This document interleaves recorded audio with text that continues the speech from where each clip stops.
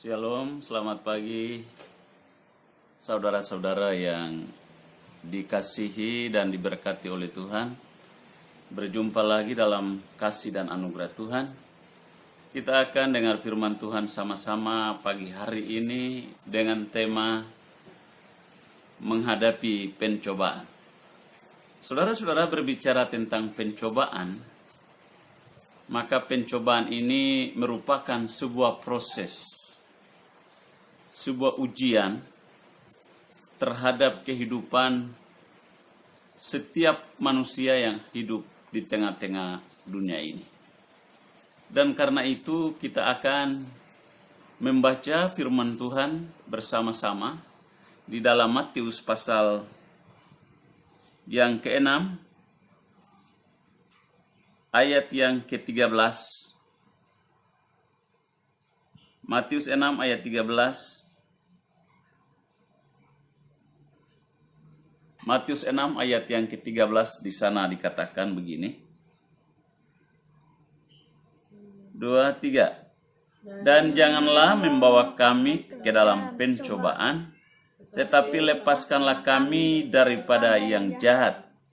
Karena Engkaulah yang mempunyai kerajaan dan kuasa dan kemuliaan sampai selama-lamanya. Amin.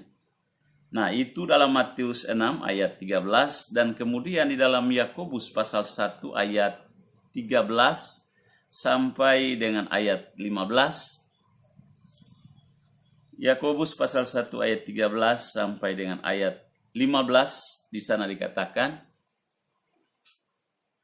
apabila seorang dicobai, janganlah ia berkata, pencobaan ini datang dari Allah. Sebab Allah tidak dapat dicobai oleh yang jahat, dan ia sendiri tidak mencobai siapapun.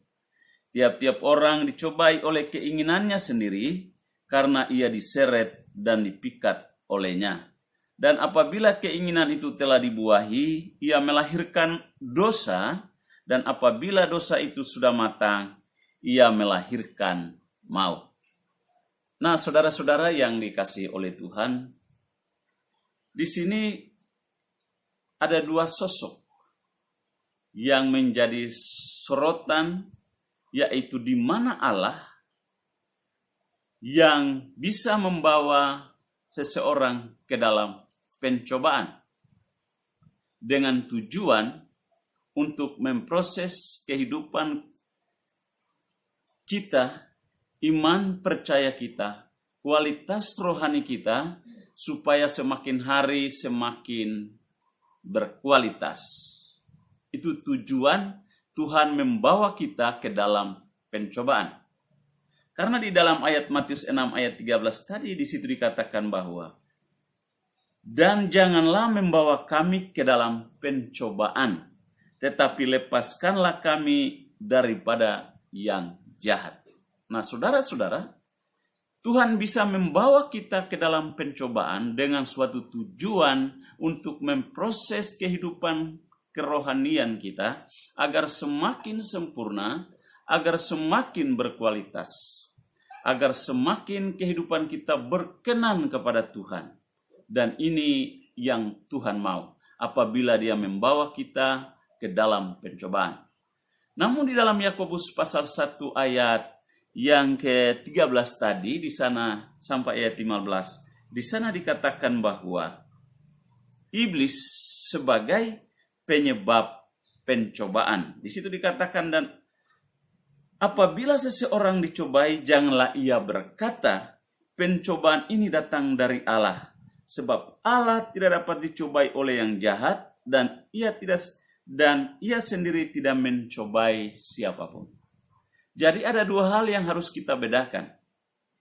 Yaitu kalau Allah yang membawa kita ke dalam pencobaan, tujuannya jelas untuk memurnikan iman kita, memproses kita supaya iman kita semakin berkualitas, dan membuat kita level rohani kita semakin tinggi dan semakin naik.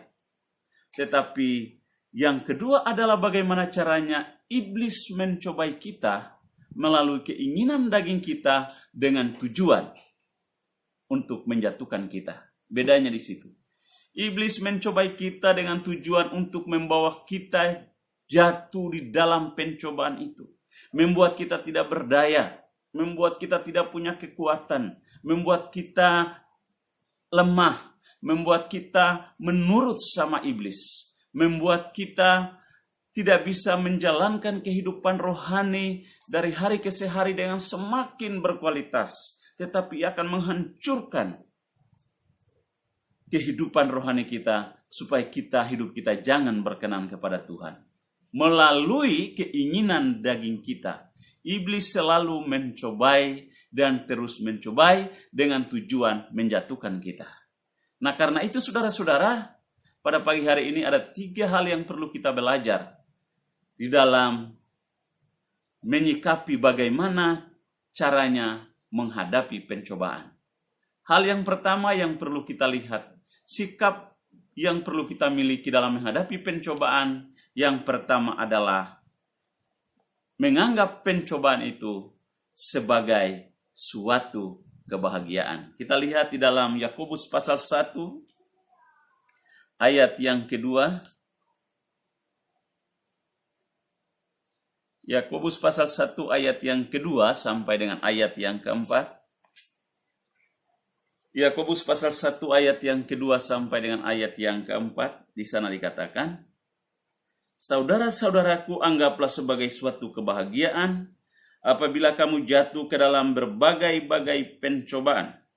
Sebab kamu tahu bahwa ujian terhadap imanmu itu menghasilkan ketekunan. Dan biarkanlah ketekunan itu memperoleh buah yang matang, supaya kamu menjadi sempurna dan utuh, dan tak kekurangan suatu apapun. Nah, luar biasa. Nah, sikap yang pertama dalam menghadapi pencobaan adalah apa, saudara-saudara? Adalah kita harus menganggap pencobaan itu sebagai suatu kebahagiaan. Ada sesuatu yang bertolak belakang dengan pemikiran kita secara akal sehat. Kenapa? Karena bagaimana orang ada di dalam pencobaan, dia bisa menganggap pencobaan itu sebagai suatu kebahagiaan. Hal itu tidaklah mudah, Bapak Ibu Saudara. Hal itu tidaklah mudah. Tetapi kalau sampai orang menganggap pencobaan itu sebagai suatu kebahagiaan, berarti ini menunjukkan bahwa orang itu menyadari dan tahu bahwa di dalam menghadapi pencobaan itu merupakan proses kehidupan untuk terus berjalan, untuk terus hidup di dalam Tuhan, bagaimana menjaga kualitas rohani dengan baik. Apabila Tuhan yang membawa kita ke dalam pencobaan, maka tujuannya adalah untuk memurnikan iman kita. Dan di dalam menghadapi cobaan itu, kita harus berbahagia. Nah, saudara-saudara yang dikasihi oleh Tuhan, ada begitu banyak orang-orang Kristen yang memiliki berbagai pertanyaan. Kenapa iblis terus menggoda? Kenapa iblis terus mencobai? Karena apa? Karena orang percaya tersebut tidak menyadari bahwa cobaan godaan yang diakibatkan oleh iblis adalah semata-mata menjatuhkan seseorang di dalam iman dan percaya. Membuat dia bergeser dari standar rohaninya, saudara. Membuat dia meninggalkan Tuhan. Membuat dia lemah. Membuat dia tidak berdaya. Tetapi kalau dia menyadari bahwa pencobaan itu datang melalui keinginan daging, maka dia harus berusaha untuk menguasai keinginan daging. Makanya firman Tuhan katakan di dalam Galatia, di sana dikatakan. Di sana dalam ayat lain juga dikatakan bahwa matikanlah dalam dirimu segala sesuatu yang duniawi. Matikan. Nah, segala keinginan-keinginan daging yang ada dalam diri kita tidak bisa dengan kekuatan kita tidak bisa mengalahkannya. Tetapi dengan bergantung kepada Tuhan, dengan berserah kepada Tuhan, dengan mengandalkan Tuhan, kita akan memperoleh kemenangan.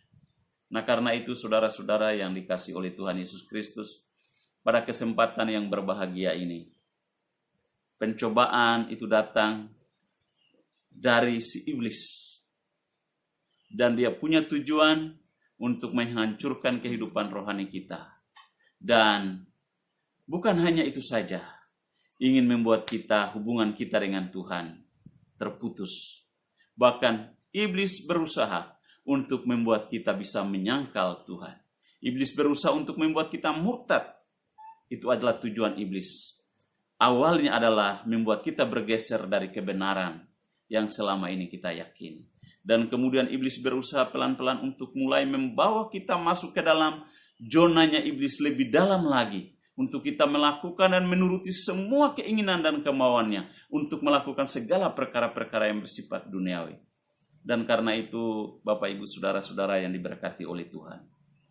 Ketika pencobaan datang, anggaplah pencobaan itu suatu kebahagiaan. Karena apa? Kita tahu sumbernya.